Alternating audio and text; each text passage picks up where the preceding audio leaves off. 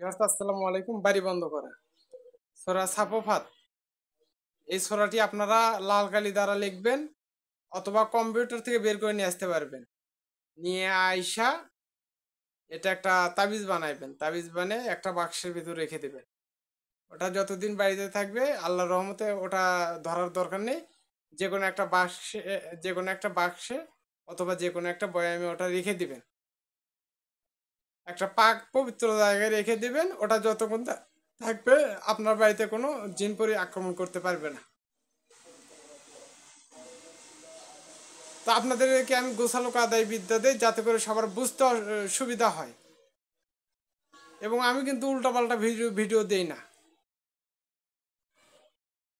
তো সবাই ভালো থাকবেন, সুস্থ থাকবেন, আমার জন্য দোয়া করবেন, আমিও আপনাদের জন্য দোয়া করি। আল্লাহ যেন সবার মনে আশা পূরণ করে। আসসালামু আলাইকুম।